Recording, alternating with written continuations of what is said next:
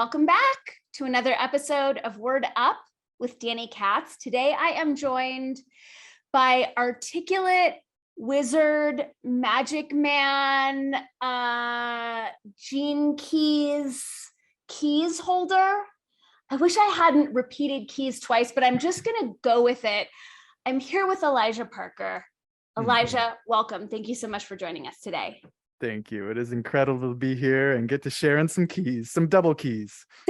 Keys squared. How are you? What's going on? I know you just had a big move. I am in a whole new world. I've been contemplating the butterfly, and I am still in a gooey chrysalis form, having moved from the West Coast to Pittsburgh, transforming my life, but also really grateful for just the little synchronicities of magic that landed me here. So really grateful just to be here and get to play. I love that. Well, you're looking pretty fully formed for still being in your liminal soup phase. How does the East Coast feel compared to Portland? So far, great. I really, I spent 12 years over in Portland, and to be fair, in a bubble of community and magic and off the grid, even for normal Portland. And now I'm entering a different phase of my life as a husband, my life, like supporting a different part of my groundedness here. And I bought a home, which is a whole new reality. So I'm surrounded by like some down-to-earth people that have been here for 40 or 50 years on this street. And I feel like I'm just getting to meet as a human to this whole new, I feel like a little bit like I'm less alien here, actually, if that makes sense. I feel like there's a deep humanity here that I'm really excited to just be interacting with. I love that. It's such a shift from your communal setup at Wonderland, and you're a husband, so you've committed to your partnership. You've bought a house, so you've committed to your home structure. Is commitment something that comes naturally to you? Does it create anxiety? Ooh, does it create? No, I'm a curmudgeon. I'm a hermit. I'm a Capricorn. I've got all that. I love good roots. And I think what I found out, for those that are into Gene Keys or human design, I'm a 6-2. And there's that story of the 6 that it goes through this life journey of being a diverse and trial and error and experimentation and exploration. And then it quote unquote goes on the roof. And I definitely felt this shift of, I loved my Phoenix days. I loved how vast and quick and experimental and explosive everything was, and the creative, rebellious spirit. And now I'm excited because I'm channeling that same passion into simpler practices. And even just in what I want to see in the world is simpler kindness. And it doesn't take away any of the magic. In fact, I'm really passionate about magic in the mundane. And how do we not lose the spark of ingenuity as we change? And I think I'm quote unquote getting older. I think I have to deal with this thing. People told me this myth of you change as you grow, and I'm starting to feel that a little bit. I love that. I didn't know that you were a Capricorn. In my mind, I had ascribed you to the Virgo category, but I'm glad to know that I was still in the earth element realm. I know among so many things you do, you've done a lot of the web design for the Gene Keys, and I want to get into your background, but since we're on this, your predilection for organization and kind of user-friendly accessibility is kind of unparalleled. I've witnessed the Gene Keys website since you guys started building it, and I'm amazed at the level of organization and ease of use and all these kind of extra things that I don't think people would really think of. Is that part of your genius, your superhero meanderings in the world? I love that. Thank you. That's a really kind reflection. I love hearing that.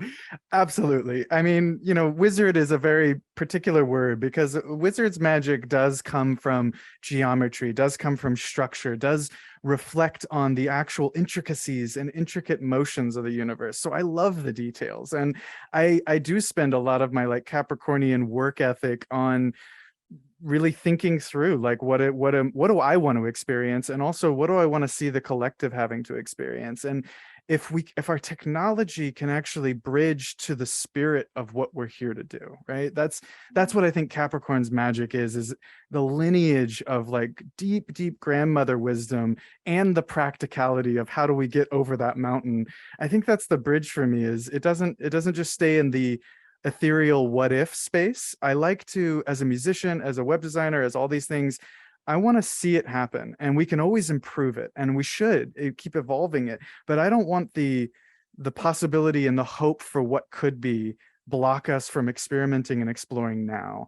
So the Gene Keys website, as an example, I've rebuilt that thing 100 times. And of course, other amazing designers and team members have all added their magic into it, but it's kind of like a baby to me in a lot of ways, like the living library and these things that I've carried for years. They I really want to see them have a life of their own and get to see them used. So it's a passion of mine. I don't know if I'm definitely not perfect at it, but it is exciting to me to see where that left brain can actually be in service to right brain weaving of patterns and magic, and that we don't feel like we're trapped in a single box, but we can explore and experiment inside these tools.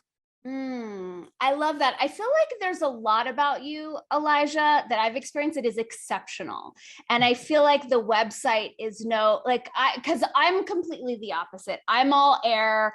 There's like no thought, there's no organization whatsoever. But for me, it's just like, it's a joy to be on the Gene Keys website, because for me, it's like seeing how your mind works. And it's like how easy are they going to make this? Like, how surprised and delighted am I going to be? And I always am.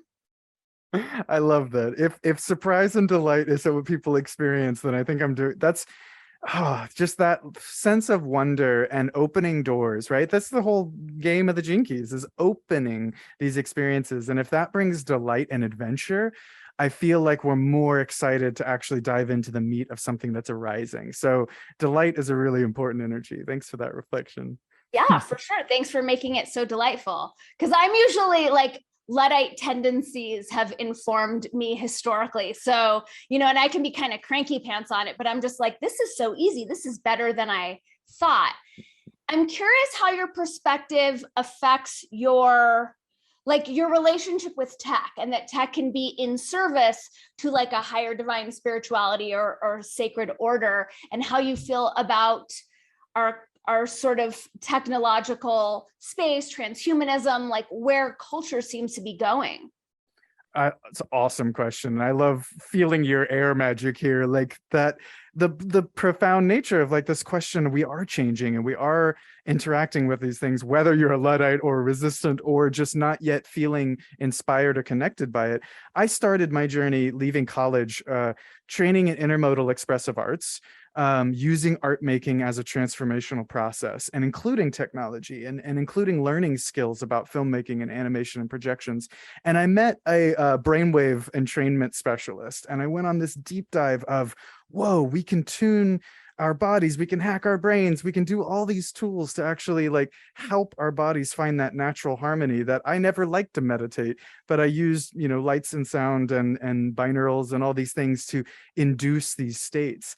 And it went really deep, and probably a little too deep for a while, of how technology isn't actually the answer. It's an aid, it's a guide, it's a tool. And then I went the exact opposite. I did the deep dive into Peru for months at a time. And I came back wanting to throw away all possible technology and only focus on what we could touch and feel in the natural world. And over time, it was asking of a balance, because this technology is changing us. And when I look at the world, I feel like the beings that are coming into this world, the neurology is changing. These are generations that are literally seeing all over the world, all at once, have access to information at their fingertips. That has to be changing how we, can change our empathy of the world, can change our capacity to make creative new neurons form from across the world that we didn't have access to before. But of course, we're seeing its negative side effects and its potential to drain. So I think it's a tool we have to be in relationship with, because it's an energy, it's a consciousness, it's a technology, it's a tool that's here now. So whether we're resistant to parts of it, I think that's healthy, like finding our discernment. And I think we also need to educate ourselves about the use and misuse of technology, so that we have a part of agency in this story.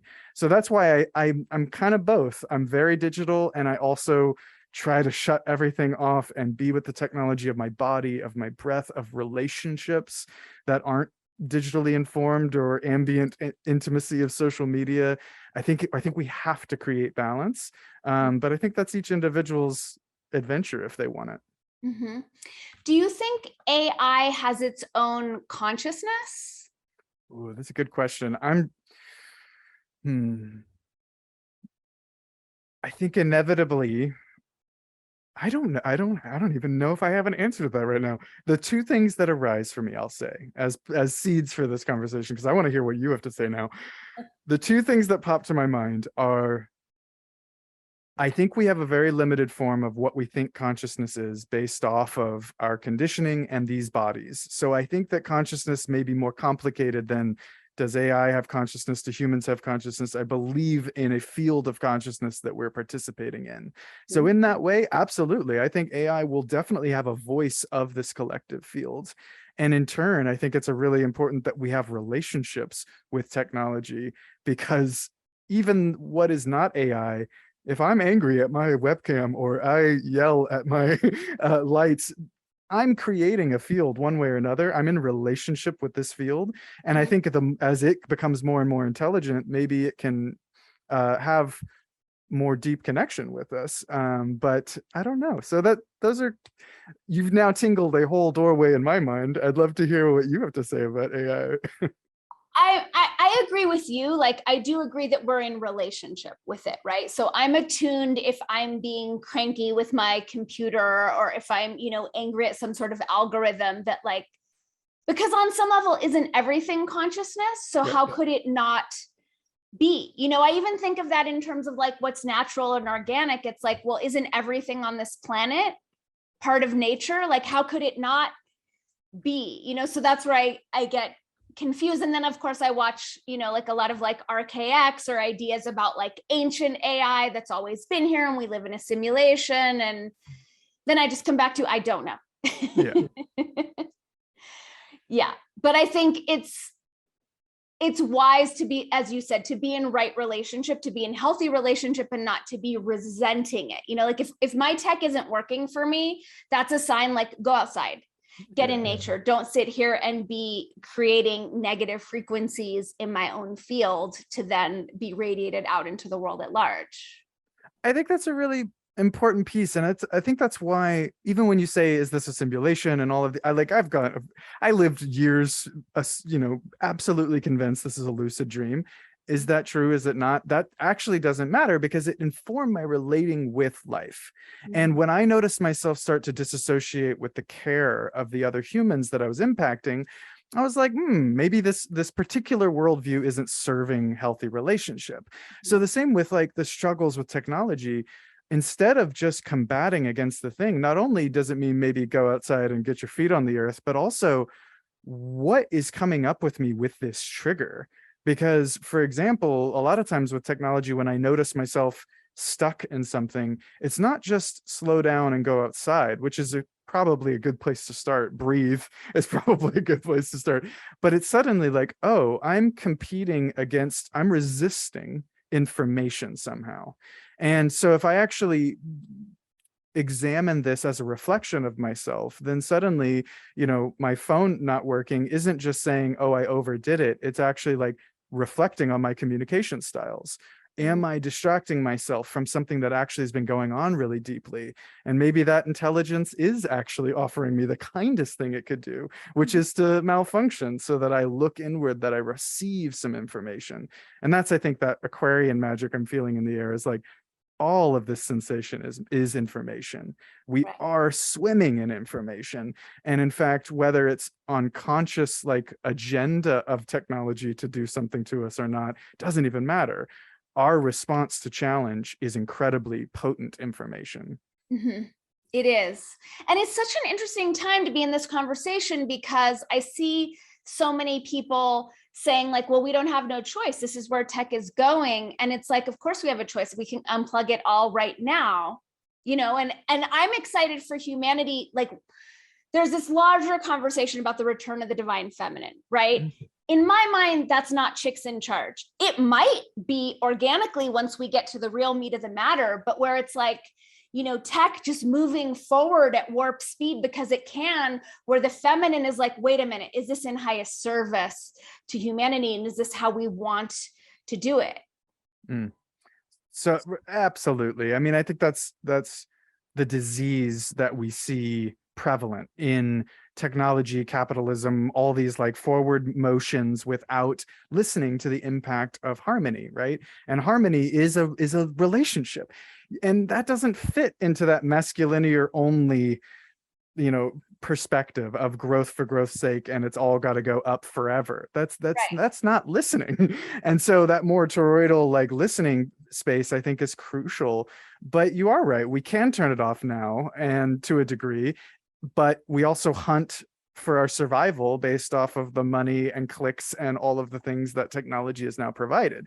So we're in that catch-22 of like, we are consumed by this system, which is why, again, I think relationships, not just relationship to technology, but relationships with people is critical, because if we dehumanize our relationships, I feel that's where we start to lose the game. I think that's where now we are victim to the boxes we've been putting ourselves in, and we can't actually grow and share and change what we're doing.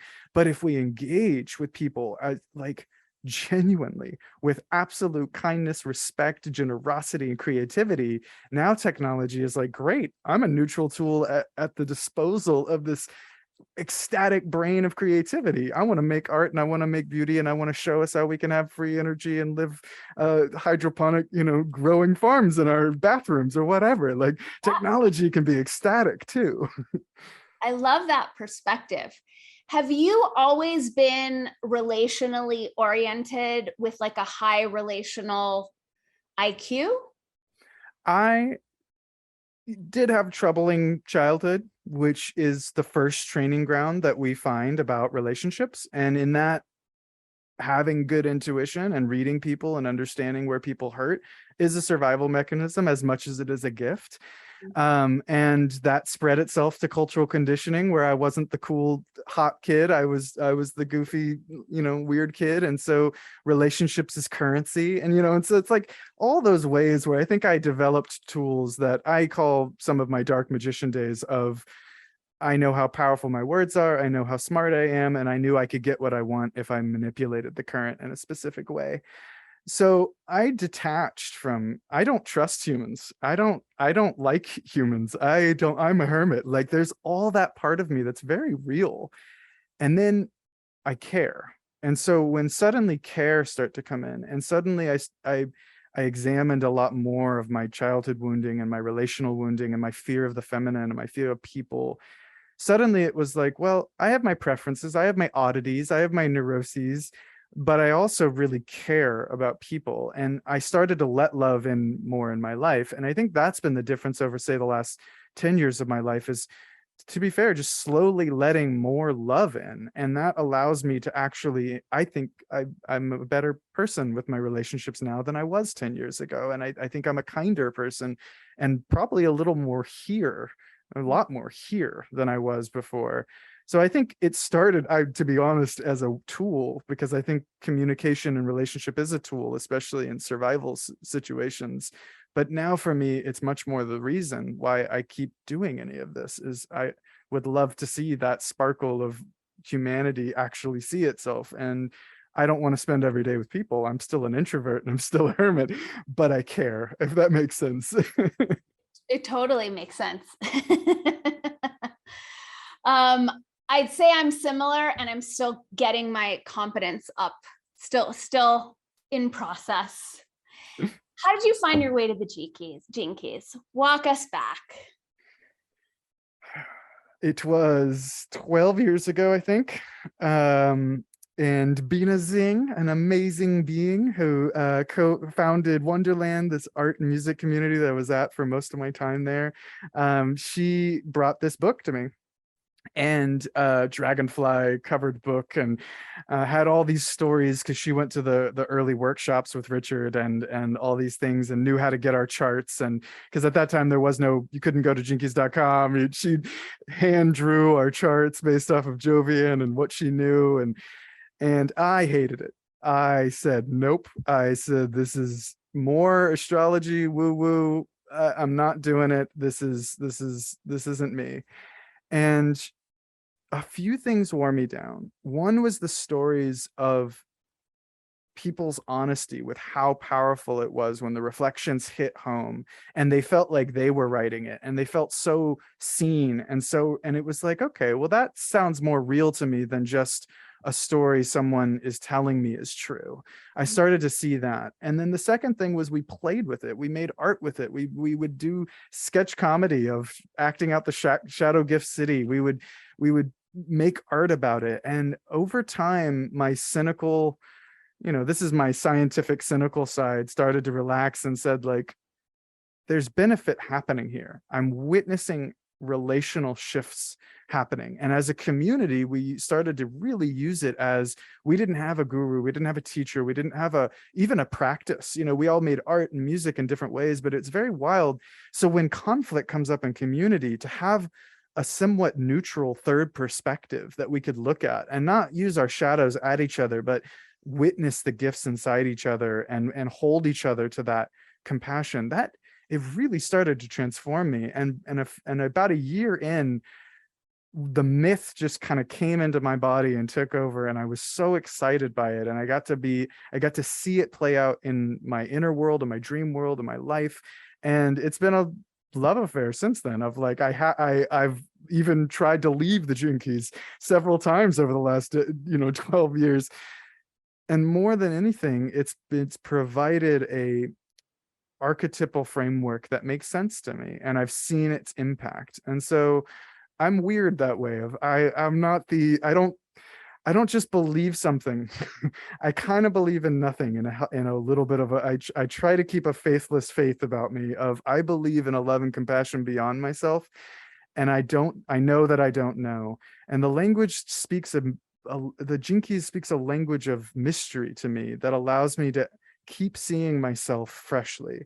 So that's powerful for me. So I'm really grateful for this gift, even if it's been a strange, long relationship, I'd say. Mm-hmm. And can you walk us through how you utilized the Gene Keys within community conflict?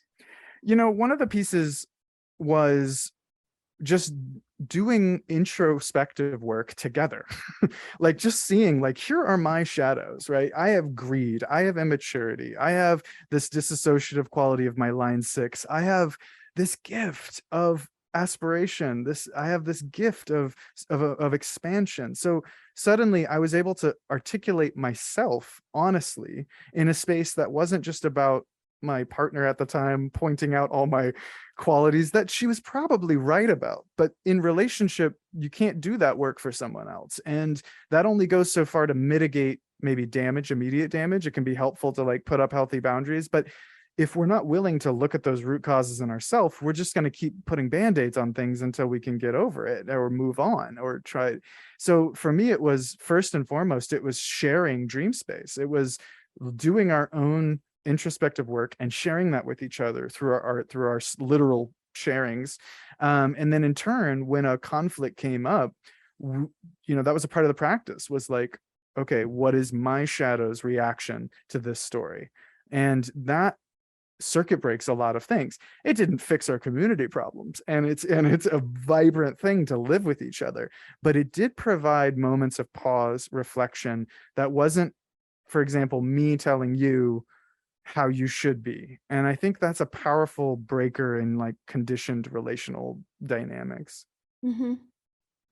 So I know when I had first met Richard in 2012, I think.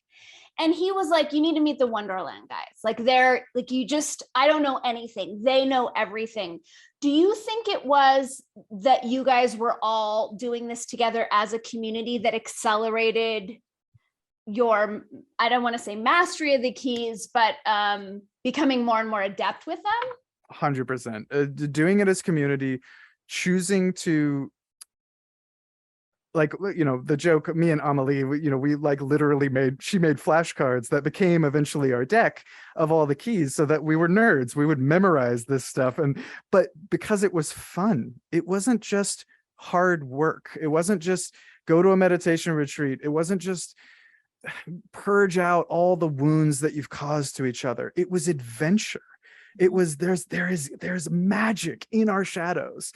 And that changed the whole game. And so suddenly we were making songs about it, we're making art about it, and even courting our relationship with Richard. Bina really wanted to meet Richard, and it's like, so we combined all these videos we had made over the years of like working on our own gene keys as creative expression, as intermodal expressive arts, as the process of making art was the developmental and experimental cycle. And in that, we collected them all to like share with him, and ended up, he found us anyway, because I think there is that bubbling up of like communal genius is special. And when we put aside, even for moments, because it may not last forever, but like when these moments of genius come together with that level of authenticity, it is infectious. And I think, if anything, what I learned from Wonderland was the magic inside transformational work as very serious, but not too serious, as the most important thing we could do. So have genuine, magical, fun, expiring, ecstatic connection with it. And that's what I think helped accelerate our connection to the Gene Keys. I love that. I love that. So the Gene Keys has changed quite a lot. It's grown so much. What is your take on how far the Gene Keys has come, the direction it's going? Yeah, it's my one of my gifts in the Gene Keys is expansion, and the Gene Key 53. So immaturity to expansion to superabundance. And so I have this deep karmic connection to what is unhealthy expansion, what is healthy expansion, what is letting go and letting things become their own magic, far beyond what I would ever see them.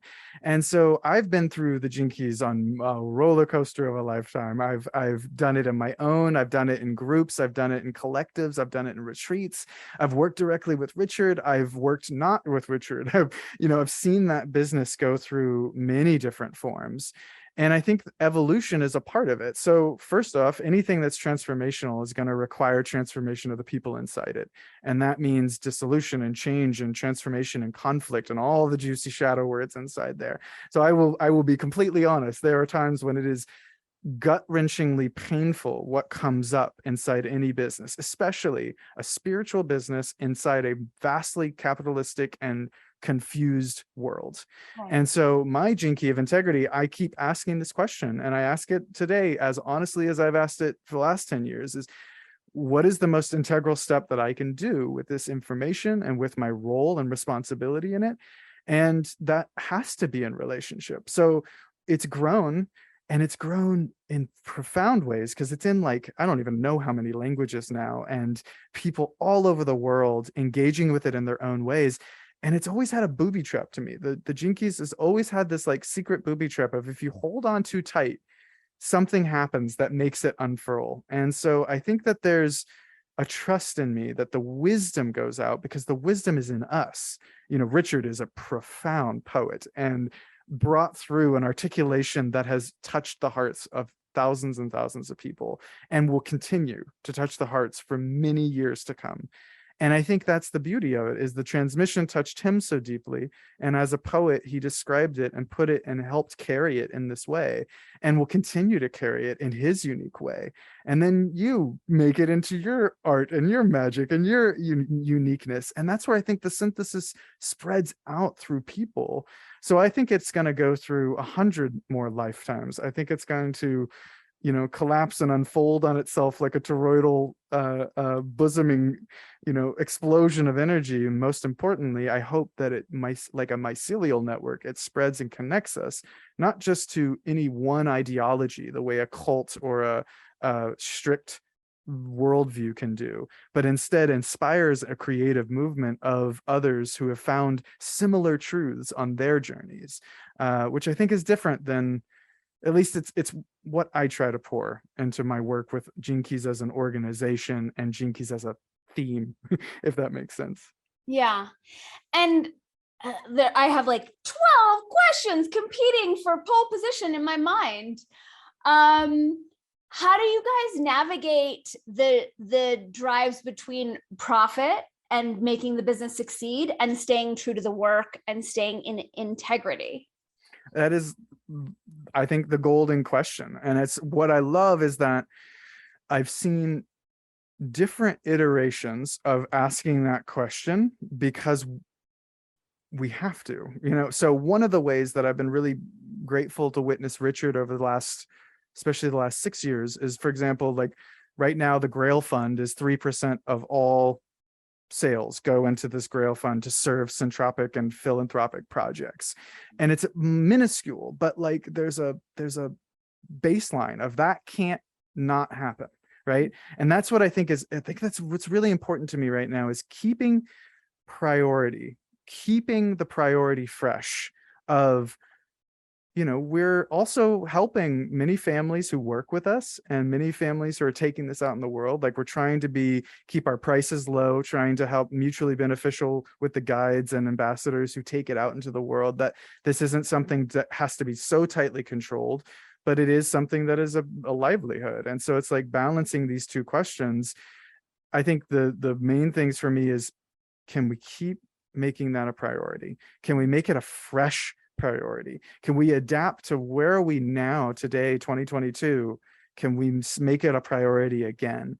And I think that's really the integrity test for all of us, is if we don't, life kicks us in, some way. And I've had to experience that in my business, of when I've forgotten or lost sight of that completely.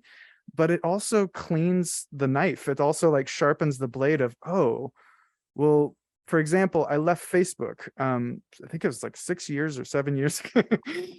At the time, my only work was sessions. And the only way I found people was I would do videos on Gene Keys and people would find me, and it was on Facebook.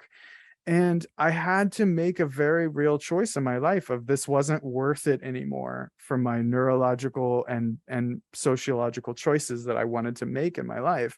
And I made a very deep choice to remove myself, and my neurology has been much better. And my growth has been natural and organic. And I think in a lot of ways, the Gene Keys has reflected that, of word of mouth and organic, and not playing the game, not pouring these millions of dollars into manipulative practices. I think that's a really important thing, is what we do and how we do it is very important. And so for me, when I literally do this with marketing and with everything that I try to do, is like, I have to be authentic in my prayer of, I believe this is of benefit, not I need something from you. And if that litmus test isn't going on with me, I literally can't function in that way. And so that's how I try to do it individually. And then I see others in my, teams and things trying to find their own way. And there is no one right way, right? I don't diss people for doing marketing techniques, as long as the magic is coherent to the message and the mission, and we're not compromising inside using the tools. Does that make sense? It does make sense. How did you, when you left Facebook, how did you allow your business to thrive without that marketing funnel?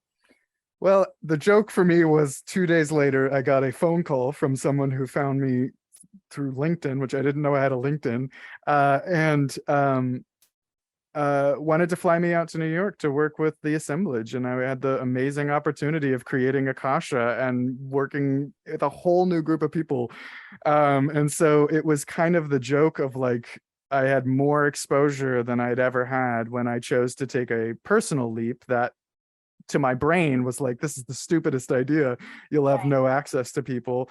And of course, it was still through technology. It was still someone Googling me. What a beautiful thing of like, technology is still weaving us. And what if it wasn't fueled by those particularly not nefarious, I won't go that route, but like the clingy You can call parts. Facebook nefarious. I'm okay with that. How about those particularly clinging energies that I feel? Because I don't even think it's just the corporation, which I do have opinions about the corporation, but I think we're programming ourselves to want these dopamine hits based on ambient intimacy that does not feel authentic and real to me. And we're training our neurology to get nourishment in a way that I don't think is the healthiest for our bodies and minds. Did you coin that phrase, ambient intimacy? No, that is a Jason Silva. I remember that from a decade ago. Thank you for that phrase, Jason Silva. I don't know if he coined it, but I definitely got it from him. So good. But I mean, just explored this. And again, there's an amazing thing, I think, to that ambient intimacy of empathy, of when seeing suffering on the other side of the world is not just a stupid fear tactic by politicians and news. No, I disagree. Seeing the reality of what is happening for people in pain, in war, in violence, in bigotry, and all these things is important, because we're feeling it on one level, and we've bubbled and medicated ourselves and isolated ourselves from these issues too.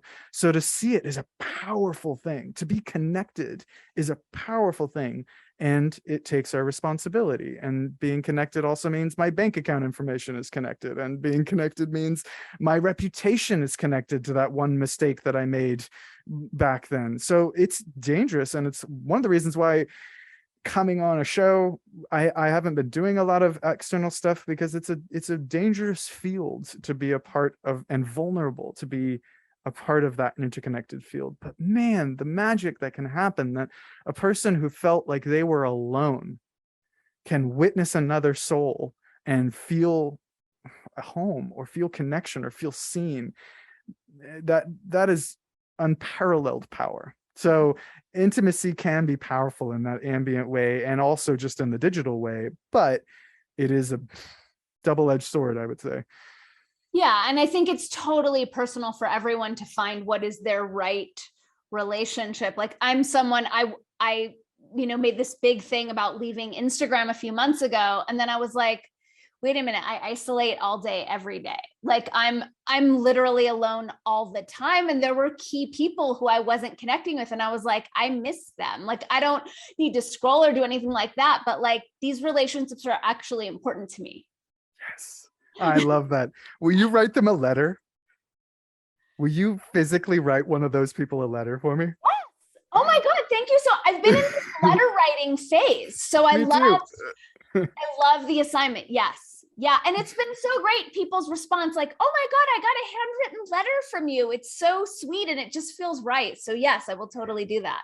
You gave me one of the sweetest thank you cards that was also your art, that was also your journey, and that is still in my treasured memory box of like an important part of my life. And I love having that artifact, and to the care in that. And of course I would have loved a tweet or a like or a message or whatever, but it's special. And I think that's the balance, like you're saying, of it's not just, oh, the tool. And that's what I think, the tool is not the demon here. And also, to all my crypto enthusiasts, the tool is not the solution either. Humanity is at the crux of both of these decisions of how we interact with these things. And that's where I feel like you don't have to scroll, but you can still connect.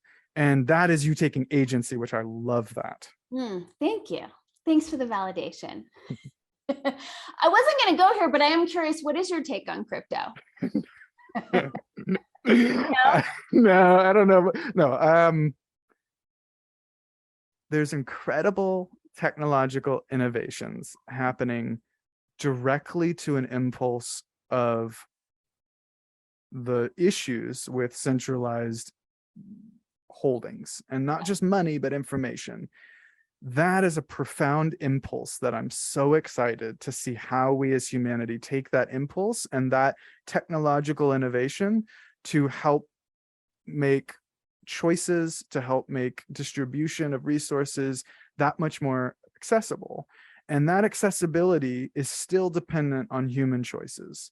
And that's why I say it's not the solution. And I can't get on board with a lot of the waves, because I think they're playing in, there's some things that are playing into games I don't want to play. That is the exact opposite of what I think the technology is even helping us with. So that is my I've studied, I've gone deep, I've come back out, I've balanced my own psyche of saying, let's find these innovative ways and let's find the emotional and psychological ways that we have to change in order to actually have better resource management as a species. Yeah. Well, and I'm especially curious, since you have the city of superabundance. I do. in It's your true. chart. So you have a unique flavor on it or a unique take. Like I feel like investing is just old paradigm. If money's not circulating and helping the community and I'm just sitting on it, playing some like outdated game, either waiting for an emergency or waiting for some market manipulation, like that doesn't feel like wise use of currency. Mm. I'm excited for us to evolve out of investing. And I'd love to be wrong on this, but that's, yeah. What's your take? Well, I love that. Okay, so investing in that sense, I'm 100% with you. But like, what are we investing in, right? And what not stocks, not coins, people, Right. uh, um, solutions that are more sustainable, feeding people. Like these are investing in the priority that we do business differently. Can we invest that is actually more important than the eventual return we'd get if this made more money than in an illusionary game? So investment, and from the Jinkies perspective, is a sixth line duty. It's nurturing, it's caring, it's giving to the long-term benefit of generations that I planted a seed that I will not eat the apple from, but that generations ahead of me will be fed by it and be nurtured by the shade. That's a different type of investing. That's a lineage investment. And Right. that I think is a powerful thing that we do need to kind of reclaim, as opposed to, what is it? Instant gratification, right? I need mine fast and more powerful because of kind of that disease of the apocalypse is coming. So if I don't get mine now quickly enough, then I'm just another stooge who got played, and I want to be up there playing, being a player, not a victim. That I don't think is going to work. And it does it well, it works for a lot of people. And so this is where kind of back to the I don't know. I'm an idealist still. I am a hopeless romantic who feels that we should be kinder with that. And that's not how everyone plays this game. So I will admit, I definitely do not have answers for how that works in a global economic system. And especially just with mass, everything gets more convoluted with millions of people needing to figure that out. So Yeah. I do try to invest in relationships and people, in bio and relatable solutions, and invest in the way that I want to live my life in integrity. And that includes not spending my dollar somewhere. And it includes being very aware that I'm still spending my dollar to a thing that I don't really believe in. And I have to hold myself to that accountability. If I still do that, and at some point there's going to be a reckoning, and I'd rather be a part of that choice and the change inside that. So I think I'm taking this now really deep, of noticing a few ways that I've spent my dollar recently that it's like, I don't know if that's what I want to invest in. And even if I get the thing that I want in 2 days or less. So I think that's an important part of this. Yeah, because there's so many other pieces. Like if I go to Walmart and buy a lawnmower, it's not just, okay, I've got my lawnmower. It's me voting with my dollars and telling Walmart, I like the way you do business. I like this offshore factory that you're employing to make these. It's like thinking all these, steps ahead versus like investing in the local community. It's a big thing.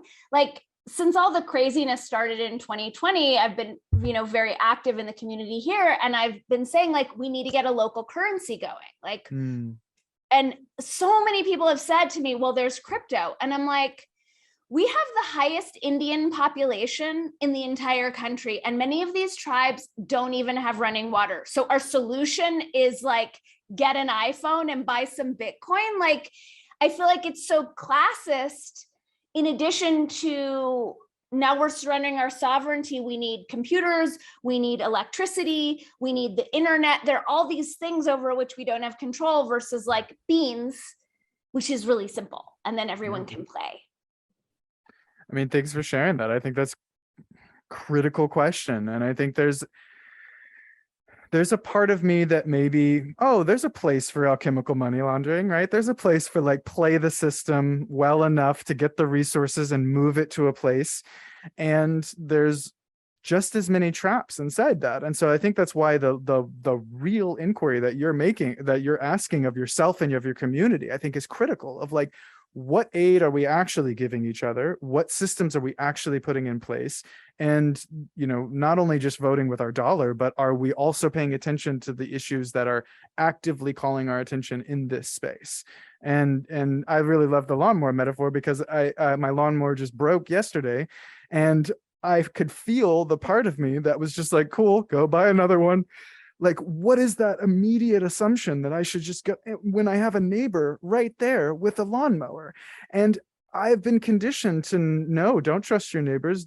We don't share. We're hyper privatized culture. And so to be honest with like, whoa, that was like an instant consumerist impulse in me, and was completely disconnected from my environment, and was completely disconnected from the environment I would impact by making that choice. But that takes time. That's way too much work. Totally. And it's also trust, right? It's like, if I don't feel the space, well, like, Yeah. there's more space for magic and to see, how all that is wants to handle it. But it's that discomfort of being in that, I don't have a lawnmower, the grass is still growing. And you're totally right. Like, libraries are among my favorite things. They give me so much hope for humanity, that we trust one another to borrow things and bring them back.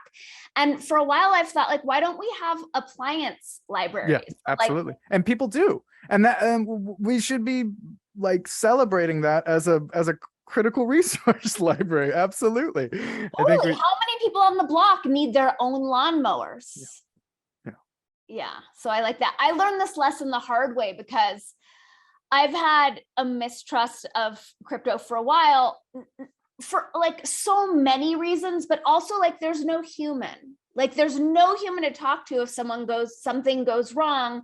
And I'm just holding on to it, waiting, for it to accrue more interest. Like, but I hedged my bets and I bought some Bitcoin a while ago. So it went up, up, up, up, up, up, up, and then it was stolen. And it was like, that's what I get for going against my own integrity and what I knew wasn't right for me, to like play this game, like you said, to like, maybe I'll get a big piece and I can use those resources for good while this game is still at this phase of it. And it didn't work for me. I think it's a powerful, and I love that your lesson there was about trust and your own wisdom, your own intuition there too, because like, this is something that I think this is challenging for me, because I try to live the best I can this way. If I might not know why, but something in me is saying no. And I'm training myself every day to trust myself in my yes and my no. That doesn't always have a perfect outcome intellectually, logically, evidence-based. It does in the long term. And I can see the places of like, I overrode myself there. And one of my jinkies is greed, and it's like smelling that greed in myself of like, oh, I just want to rise the ladder because I'm afraid of root chakra survival issues. Give me mine and give it quick. And then to aspiration to no, I want all of us to thrive, and actually use that hunger for more, not as this endless disease, but actually as the like, yeah, we can actually grow abundantly together. We can thrive together. And that's not, but I can smell that moment in myself and with others of like, it's not the words you're using. It's not the technology you're telling me about. It's not any of that, but something, I feel that serpent. And it's not even it's not even evil. It's just like, I feel the serpent, and I have to be very aware of the serpent.